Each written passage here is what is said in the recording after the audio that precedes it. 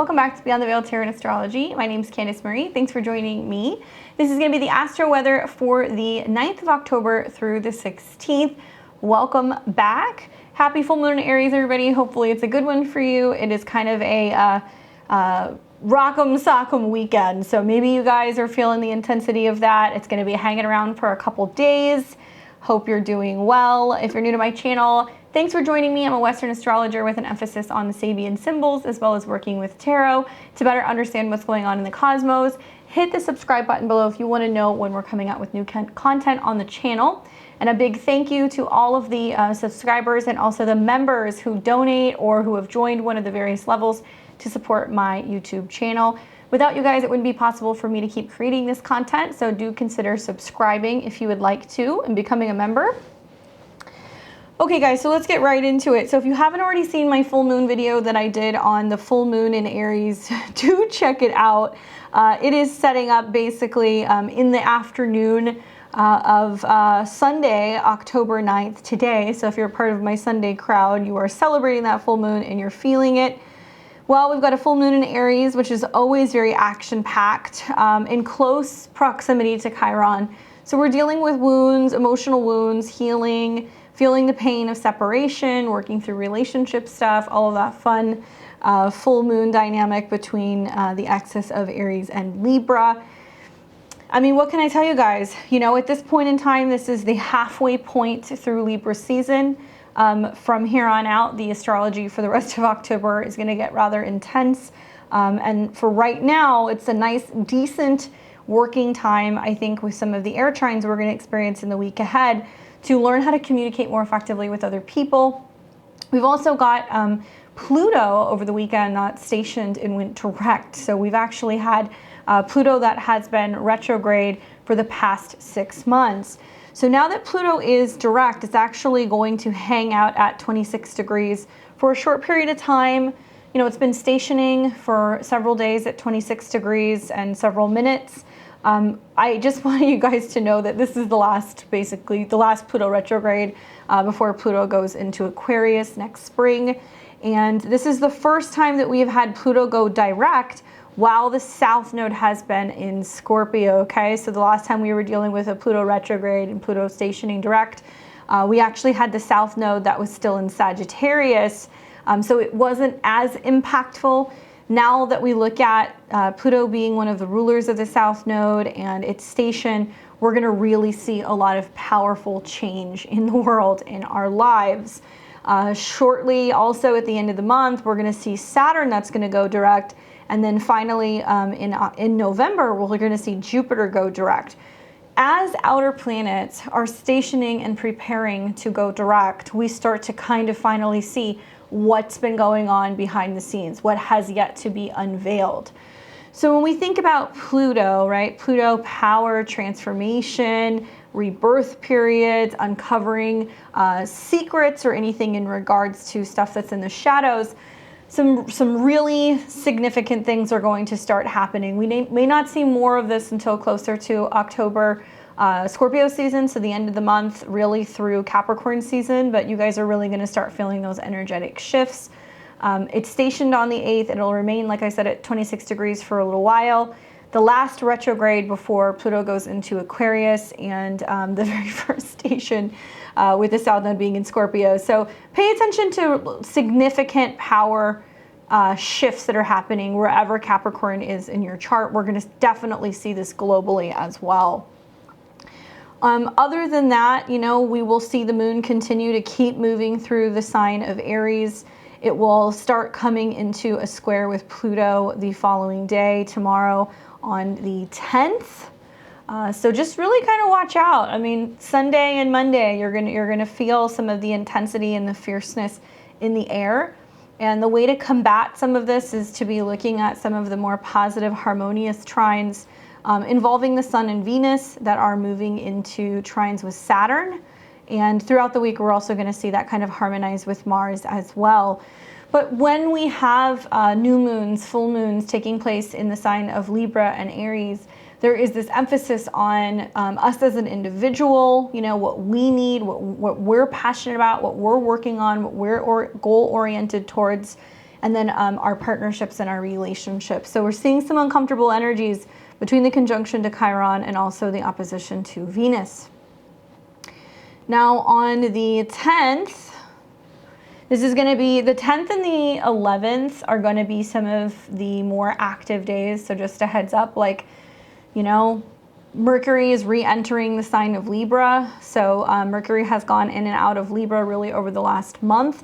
We saw the retrograde begin in Libra and it dropped into Virgo, where it made several trines to Pluto, allowing us to dig deep and gather some kind of information. I was really a fan of Mercury in Virgo during that time. I thought it was really helpful. It helps us kind of organize and put the pieces together. But as we see it come back into Libra, there is a sense of being easily swayed, or there is a sense of us considering other people more, and that's neither good nor bad. It's just we may be able to mediate more. I guess that's the positive side of it. But it may be more challenging and difficult for us to actually make decisions for ourselves without considering other people first.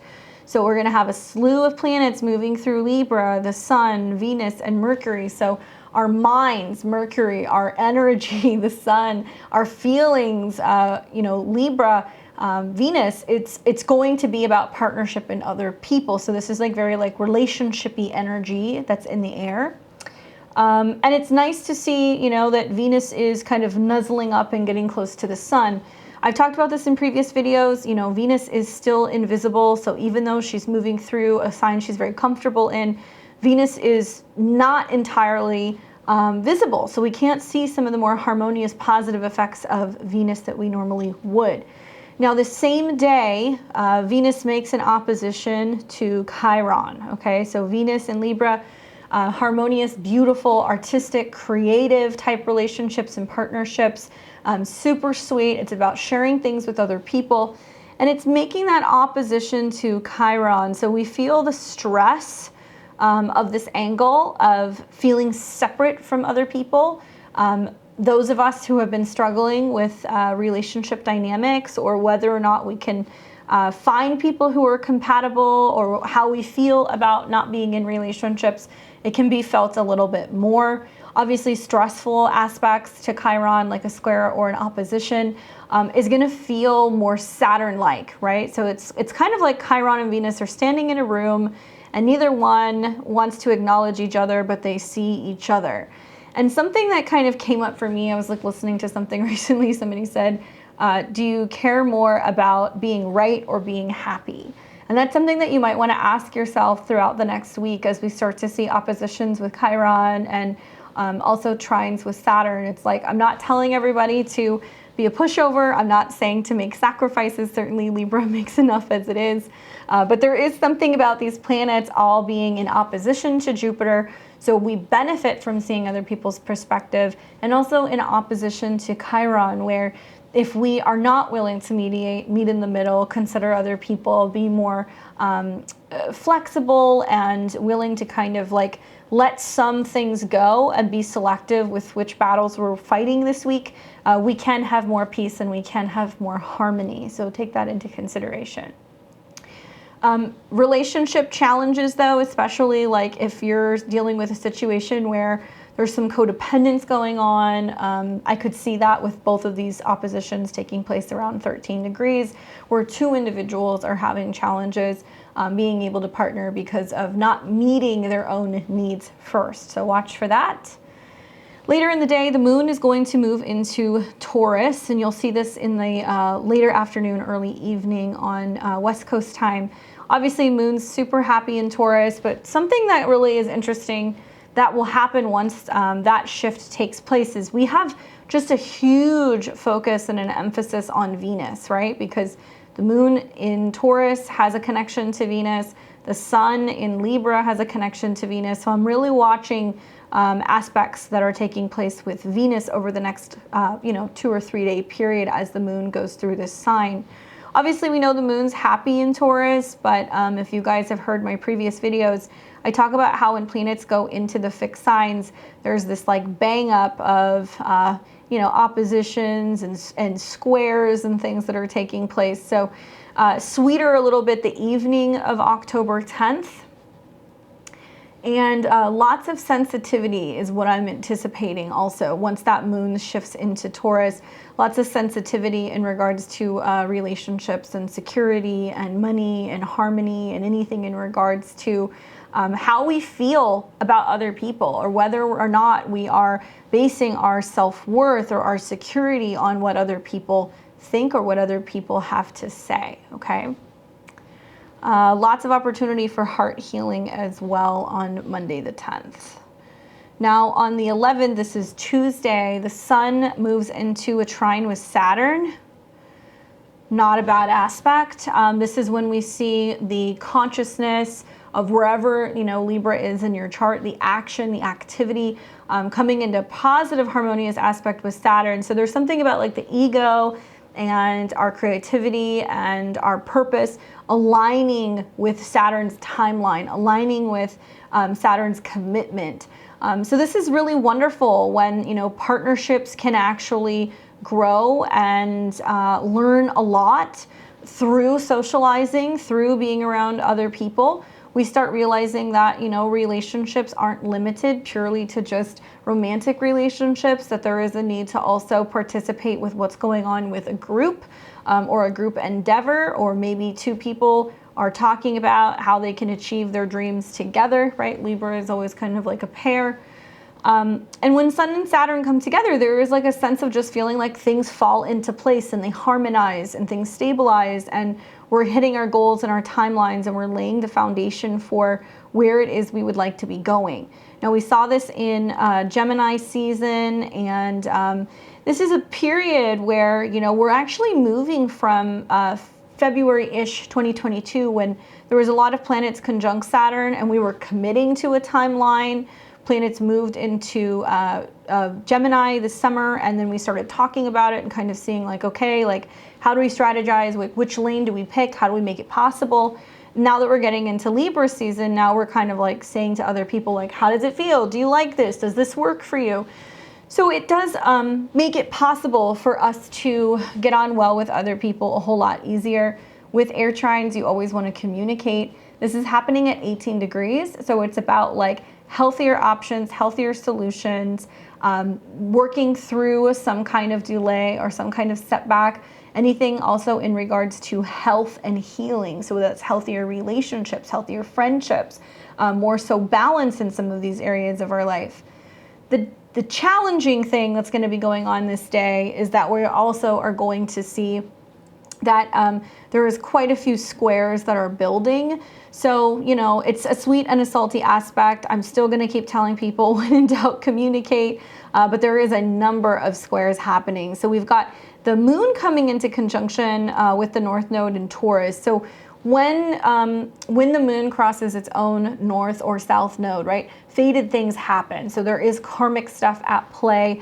And I say this especially because it's going to be squaring Saturn. So this is a complex dynamic. You know, moon conjunct the North Node is how we are settling into going more in the direction of what we need to be doing to feel emotionally supported, to feel supported and grounded, Taurus, to feel more secure in money, resources, finance, food, physically in our bodies, okay? And every time the moon goes through here once a month, it gets like a little zap. It gets zapped by Uranus, which is like, I'm doing this different. Oh, this is how I respond differently to it. So you might notice that this is a day where you're just more in tune with like trying to respond to things differently. And I can see this definitely coming from schedule changes, relationship changes, health changes, and really trying to kind of work as a team with other people to be able to kind of hit whatever the goals are. And that does mean we have to change our spending, our eating habits, anything in regards to our self-esteem, our security, because this is all the Taurus area of our lives. So as it hits Uranus, there can be some emotional liberation where it's like, oh, I don't have to deal with this anymore. I can let this go, or I can finally let this out. But there can also be some emotional turmoil. And I say that because the conjunction to Uranus is quite startling, and it's going to come into a square with Saturn. So not the best day to be like making large purchases, not the best day to be doing anything that's too shocking to your system. I also noticed that as the Sun and Uranus come together, as we get into later in the day, going into the evening of the 11th, both the Sun and also Uranus, the Moon and Uranus and the Sun are all actually going to hit around 18 degrees, and they're going to in conjunct. So it's going to square Saturn and in conjunct the Sun. Let me pull the time for that so you guys can see that. So when we see like these planets all harmonize in the same degrees, it's going to be really late in the evening, going into the early morning of the 12th. If you're up at that time, you might feel it. Most of us are going to be asleep, but 18, 18, 18, 18, it's all coming up. And so it is bringing up Virgo-related things, health, schedule, stuff in regards to healing, accidents, delays. So both an in conjunct to the Sun makes me feel like there's what we need for personal security and how that is in friction with what we need as a relationship dynamic. It's a lot of like, you want to eat this, I want to eat that, but you know, how do we find a way to have a meal together when we don't really like what each other wants to make for dinner? It's kind of like the vibe that I'm getting, but it can also be, you know, you're spending this, I'm spending that, but how do we get on the same page in terms of how we're making or saving money together? So it is going to be very physical, and it is going to be something that affects pairs or relationships in general. As you get in later into the evening and even earlier morning on the 12th, that square is still in action. So just keep in mind that there can be some very significant things happening the evening of the 11th going into the day on the 12th. That is really quite rattling and disruptive. This is going to also highlight the fact that both Uranus and Saturn are now in a square. Again, I remember telling you guys that the square was coming back, and it was going to feel like there's some rumbling that's going on in our lives, where something, wherever Saturn is in our chart, it wants to kind of hold tight, and wherever Uranus is in our chart, it wants to break free. We're feeling that tension yet again, and that's going to be highlighted really all the way up until mid-November when we have another eclipse. Now, as we get into the 12th, if we take it later into the day, we are going to be seeing that Mercury in Libra is going to come into its third opposition with Jupiter in Aries. So throughout the Mercury retrograde, we have seen this opposition happen several times. So if you look back at my Mercury retrograde video, I talk about really from the time that Mercury gets into shadow, it was going back and forth in opposition to Jupiter. Now it's happened at different degrees every time. I think the last opposition, I think it was at 4 degrees. So this time it's at 1, okay? And Jupiter's just getting ready to go back into Pisces. Mercury in Libra, what do you think? What do you want? You know, can I give you advice? Can you help me? Can we talk about how to make something better, prettier, better put together? And that opposition to Jupiter in Aries is like, what do I know, right? What am I learning about myself? What have I figured out about my passion, my mission, the direction that I'm going in my life? Generally speaking, like, you know, Mercury, Jupiter oppositions, I guess the plus is like there can be good news. It can come from other people. So you want to take a look at where the Mercury retrograde was taking place in Libra in your chart. You may find that significant people are calling you back, getting back to you. Maybe you've been waiting to reconnect with somebody and, you know, talk about a relationship. Now it might be better timing. If you're waiting to hear back from like a job or anything in regards to whether or not somebody is interested in collaborating with you, you know, a Jupiter Mercury opposition can definitely, now that we're coming out of the retrograde and the shadow is going to be over mid-month, we're going to start seeing like what why we had the delays that we had during the Mercury retrograde, you know, why we had to rethink certain relationships or certain people or rework the way that we were communicating. And now there might be more positive things that we could share or good news that can come from it. The other way that I look at Jupiter in opposition to Mercury is like, you know, that there can be some tall tales, there can be some over-exaggeration. There can also be some stuff that can come up where people are suddenly deciding to move or travel or become a little bit more free, and they need a little bit more space. So there can be room to be like, hey, let's book a trip, let's go somewhere, you know, let's do something. Traveling for the most part, I mean, now that the Mercury retrograde is over and we are in between eclipses, I would really recommend, if you have to travel, doing so really prior to the eclipse that's going to be taking place at the end of the month. Would be ideal. So you want to be traveling and trying to get back to wherever you're going by about the 24th. And also because we have Mars going retrograde at the end of the month. So those of you guys who are like hoping to squeeze in a trip or something, you definitely could and probably should do that if you can swing it time-wise. And this might be an awesome time to kind of talk about it. The same day, the moon in Taurus is coming into a trine with Pluto, and we'll see that later going into the evening. But moon trine Pluto, it's a lot of emotional power. You'll realize whatever hiccups you overcame earlier in the day was solvable, it was fixable, and you're going to be figuring out, you know, new ways of reacting to things. And so I've noticed this a lot when the moon goes through Taurus. It always has this like total upgrade, and something breaks down, but then something breaks through once it's coming out of its square to Saturn. Then I take you guys to the 13th, and that's Thursday. Okay, so on the 13th, we have Venus in Libra, trine Saturn in Aquarius. I like this day. I think it's quite wonderful, especially considering the fact that the moon is in the early degrees of Gemini. So we're going to have moon in Gemini trine Mercury, right? So Gemini is ruled by Mercury, and when we have the mind and also the emotions in harmony, we can communicate more effectively pretty much early throughout the day. I mean, you really are going to benefit from this most all day until you get to probably the evening of the 13th. Now, Venus, which is really important because Venus rules the North Node and what direction we're going in, Venus in Libra is trining Saturn. So there can be like commitments, there can be agreements, there can definitely be like contracts and things that are being drawn up, finally making your mind up about something and being able to kind of commit to it.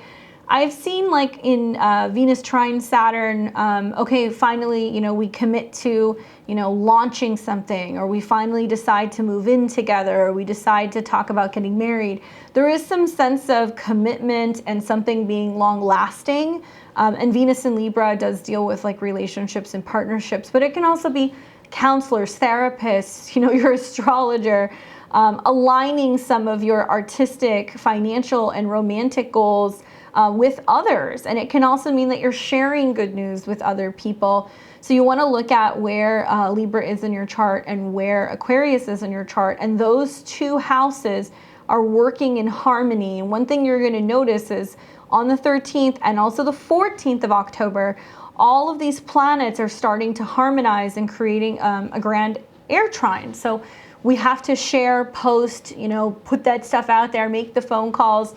But really great energy with Venus and Saturn aligning, and it really does kind of solidify whatever you had your heart set on. Okay, same day, like I said, we have you know, the moon in Gemini. The moon will keep moving through Gemini, and it's not really until it starts coming into some squares with Neptune and conjunctions with Mars that I'm concerned. So all of the 13th looking pretty decent. You're going to keep seeing the moon keep coming into a trine. I would say that trine's going to be best up until the early morning on the 14th. Okay, so if you see down here, we've got the moon, okay, in Gemini, still in a trine with Venus, moon trine sun. Things are kind of coming together very nicely on the 14th. And it's also trining Saturn. So you've got that until maybe about, let's say maybe 8, 9, 10 o'clock in the morning.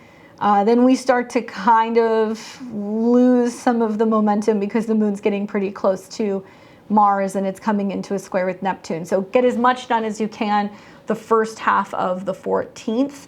Then things get a little messy, as much as I hate to say that. Even in spite of, you know, the moon trine the sun and Venus, there is some agitation in the air as the moon comes into conjunction with Mars. So moon Mars in Gemini, we can be feeling we're rushed, we're making assumptions, there can be issues with traffic, arguments with people, and then we're also going to see that moon Mars activation is coming into a square with Neptune, okay? Gemini is like getting around town. It's phone calls, messages, meetings, you know, what we hear on the news, that kind of stuff. So I'm anticipating that on one hand, it's really positive to communicate and share with other people and be willing to initiate conversations, even if they're uncomfortable, even if, you know, you don't know how to have the conversation. On the other hand, like if you're feeling rushed or if you're getting flustered, or if you're feeling emotionally insecure or agitated, or there's some kind of gossip or slander, I could see that people are jumping to conclusions and having arguments with other people. So this is one of those sweet and salty where if you get trapped into the square, you're going to react to something. But if you work with the trine and you're like, hey, I heard this thing from the internet, you know, let me actually like go and do some research and look into whether or not it's like actually true. Or, you know, confronting somebody, hey, you know, somebody told me you said X, Y, and Z about me. Do you want to talk about it? Rather than getting agitated and, you know, being passive aggressive with the Moon Mars square Neptune, or possibly just like losing it with somebody, losing your cool and getting into it. There can be some mixed messages that are kind of going on with some of those squares. Wild weather and visibility issues, you know, issues with gossip and deception. I've said this before in my other videos that when we have squares that are taking place in the mutable signs, we have lots of extreme weather. So this might be a day where if you live in a place where that's going on, there could be issues with visibility, there could be issues with transportation. Drive slow, take your time, be mindful. You know, if you don't have visibility, be very careful on this day because there can be some definite issues with getting around. This is then going to take us to the 15th, which will be on Saturday. And this is going to be kicked off with the moon entering into Cancer. And something you guys are going to notice, this will be in like the late morning, early afternoon, West Coast time. Moon's at home in Cancer, but it's going to square Jupiter. So big emotions, big feelings. There can be more expansion in regards to the home or, you know, just individually being a little bit more sensitive. And then the moon in Cancer is also going to be in a square with Mercury. So the moon is the focal point of a cardinal T-square. So this tells me that like there can be some home or some domestic things that are taking place, some family things, some emotional things that are giving us big emotions, prompting also big conversations, and it can be as a result of our moods. Be mindful of that. It's quite active. It's going to have us kind of inner feelings that day. And I think it's really important with the moon in Cancer square Jupiter to like give people space. You know, you might have people who are just like, I need out of the house. I need some freedom. You know, let me be. I'm not really ready to communicate. And you'll see this really until the moon comes out of the square with Mercury, that there can be some issues where people need some space and they're not communicating very well. Now later in the day, the moon going into the evening, the moon continues to square with Mercury. So not the best day to put people on the spot and try to have conversations. You know, Jupiter is still retrograde. It's in the early degrees of Aries. And when it gets into 0 degrees, it's going to reactivate something, or there's going to be an opportunity for a fresh start again. We see that anytime Jupiter goes over 0 degrees. So there can be just like a difference of opinion, you know, different philosophies about how we handle things at home or on the domestic front or like with family. So watch for that. And then that leads us now to Sunday, the 16th. And Sunday, we're still going to have the moon that's moving through Cancer. And what you're going to see later in the day, and I'm going to talk about this in next week's video, but I just want to prompt you guys now. This entire day of Sunday, the sun is going to be in kind of discord with the moon, okay? So we're coming in to the last quarter square in this particular lunation. So we had the new moon that was in Libra, it moved through Capricorn, we experienced the pinch, it moved through Aries, you know, on the 9th of October, we had that intense full moon in Aries. It comes into Cancer, you know, so it's wrapping something up. And as it's coming into these squares with these planets, it's the setup getting us ready for what's going to be the solar eclipse in Scorpio that we're going to be having the end of October. That will be the next lunation. So pretty much anytime after this full moon in Aries, like from here on out, we're already in the eclipse energy. And we're definitely going to be feeling it in the midst of all these cardinal squares, because Libra, Capricorn, Aries, Cancer, they all want to initiate something new. And I see like the moon being really sensitive and emotional, putting the pressure on all of these planets in Libra, where, you know, you will see that there is going to be pressure in relationships. There's going to be pressure in maintaining, you know, domestic bliss and harmony, and people are going to be a little grouchy as the moon starts closing in and getting ready to come into the eclipse. Also, the sun in Libra, okay, the sun and Venus, this is another aspect I'm going to talk about through the next week, but on Sunday, it's starting to build into a trine with Mars. That I like. You've got the South Node Lord Mars, and you've got the North Node Lord Venus in harmonious aspect with each other. So both the future and the past are working together. The the Sun-Venus conjunction is highlighting the fact that, you know, we do need security, and sometimes two can be better than one. And there is an opportunity to ask for help from other people, that other people can really be there to lend a helping hand or give us support or give us some kind of positive feedback, or, you know, some counseling of some kind to help us better become aware of like what our goals are and where we need to be actually taking the initiative to make change happen. That'll be setting up all next week. I'm going to do a video probably over this next week before we get to that, so that way you guys are aware that, you know, the sun moving with Venus is very significant. We'll see going into the end of the month that Venus and the sun move together for several days where they're in conjunction right before the eclipse. And I think that's also kind of really highlighting the importance of partnerships and relationships, and that can be like a shining light in the dark, of like finding people that we can partner with who can kind of support us through this in general. Also, something that's going on in the background that you guys are going to start feeling right around Sunday of next week is the Sun and Venus are then also coming into a square with Pluto. So where Sun-Venus trine Mars is like, yes, we can do this. It is possible. Anything is possible with love and peace and harmony. You know, let's talk about it. Let's incentivize each other. Then we're going to have the Sun and Venus coming into a square with Pluto. So it's really highlighting the fact that Pluto is like getting ready to change signs. Pluto at the late degrees of Capricorn is always like the most control, the most stern, the most limited. It's a Saturn-based sign, so it's going to be very challenging to be able to break through some of those existing power struggles. But this also is a closing square between the Sun and Venus as they're coming into approach Pluto in Capricorn, and they'll, you know, touch on those degrees later in the new year.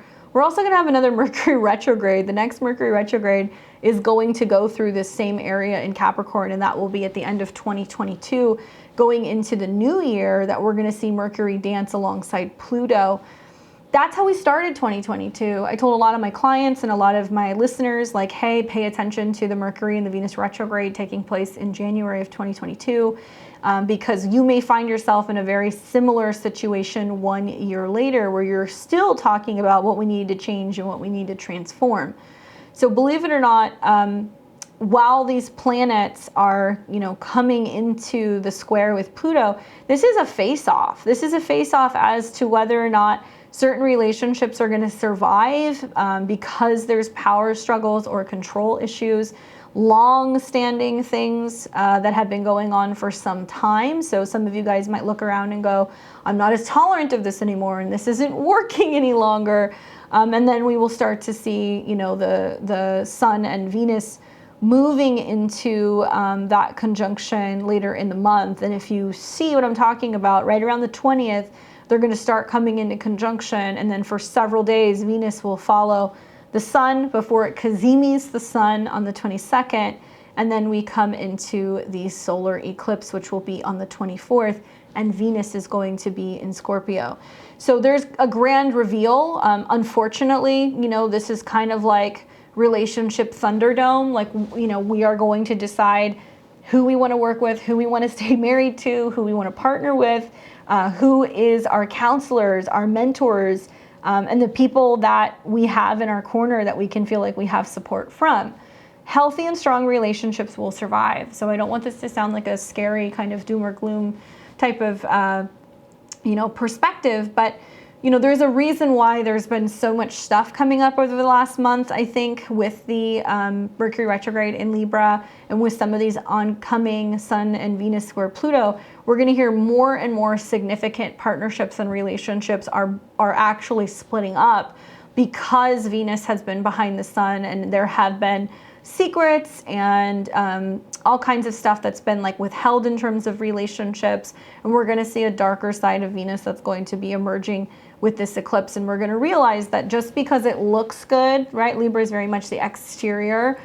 Just because it looks good doesn't mean it is good. Just because relationships appear to be pleasant or that everything is functional doesn't necessarily mean that that is the case. So that grand reveal is going to be closer to the end of the month when we have that eclipse. I put a video out about the solar eclipse in Scorpio. I took it through the 12 signs, the 12 rising signs, just to give you guys some insight as to where it's going to be affecting you and what to take into consideration, because you have to really look at both sides of the picture. You actually have to look at both Scorpio and Taurus, because the North Node ruler is going to be in Scorpio. So it's kind of a dance between the past and the present and the future. And we're choosing what we're letting go of, what we're shining a light on, even if it's painful, even if it's uncomfortable. So yeah, guys, life-changing transits coming towards the end of October, and you are really going to start to feel it anytime after today's full moon. More on that, check out my, obviously my video. I guess one other thing that I want to touch on is also that we are going to be seeing Mars is square to Neptune. So on the 14th, kind of glazed over that, but that was a part of the square here. This is the first time that Mars will be squaring Neptune. Also did a video on that, kind of talk about how on one hand, it makes us more sensitive, more emotional, maybe a little bit more open, but on the other hand, there can be some questions revolving around, what is honest, what is true, what are we fighting for? Is there division and things that are kind of being orchestrated? Just be mindful of the manipulation and the gossip and the fact that narratives that are being put out there may not necessarily be factual, and don't take anything, at truth. Upon reading an article or hearing something, you're going to have to dig a little bit to see what's really going on beneath the surface. And I think that this is where the trines in Libra really kind of kick in. Call somebody, get some advice, get some feedback, check in with other people, see how they feel, see if they agree. There's a lot of needing to check in with the hive right now, with Saturn getting ready to go direct here pretty soon in Aquarius. And when that happens later at the end of this month, both Saturn and Pluto are moving forward, okay? Pluto's gonna be moving into Aquarius, Saturn's leaving Aquarius, going into Pisces. These planets are going to show us huge global shifts over the next couple of weeks once they have woken up. I did a Mars square Neptune video because we have Mars that's turning retrograde in Gemini around the 30th. It will come back into this square again, so be mindful that Mars is in shadow if you're a Mars-based sign. So if you are a Aries or a Scorpio rising, you're going to feel this a little bit more. Scorpio risings this month, I would say with Pluto waking up and also with the Mars square Neptune energy, I would really recommend paying attention because there is something really significant that's happening in your chart. That's pretty much it, guys. I mean, throughout the next week, we've got some serious power plays that are going to be taking place, but the way through it is to communicate and realize that, like I said, pick your battles. Sometimes it is more important to have peace than it is to be right. And also, I think that we're really learning the value of having good relationships, good friends in our corner, and having people that we can call on when we are hitting some roadblocks in terms of how we communicate or kind of just show up for other people. So when in doubt, phone a friend. I'll be back. I'll be putting on some new videos this week. I want to talk to you guys about the other eclipse that's coming in November, and I've got some other stuff kind of set up for some of the other transits that I was talking about this week in particular. Really interested with some of those Venus transits as well, so I'll probably do a video on that. Other than that, this week, check out on Mondays. We always have new videos coming out on the Midheaven podcast. You can find that. It's linked in my channel. And yeah, we've got new videos coming out between myself and my partner in crime, Mike the Peace Stealer. So if you guys want something funny and also entertaining about current events and astrology, check that out. This Saturday, we're going to be doing at 7 o'clock p.m. Pacific, 10 p.m. Eastern, live tarot readings. So you guys can sign up for that if you would like to get a live reading. It's all donation based, and we're going to do it for a period of time on Saturday night on the channel. Every Saturday, we're here doing readings. So if you guys want to get in and get a reading, check that out. And if you guys would like to book a reading, please do. You can check out my links below. You can go to my website at beyondtheveiltarot.com. You can get on my schedule. I am now booking into 2023, so very limited spots left in 2022. There are wait lists, so if you guys do end up booking an appointment and it's not going to be until January, you can always just shoot me an email. We'll put you on a wait list in case somebody cancels. We can get you in, or you can join me for one of my live readings. Other than that, guys, enjoy the week ahead. Hopefully everything goes well for you. Leave me your comments below. Let me know how this is affecting you. Would love to hear back from you. Otherwise, I will see all of you guys very soon. Enjoy the rest of your week. Take care.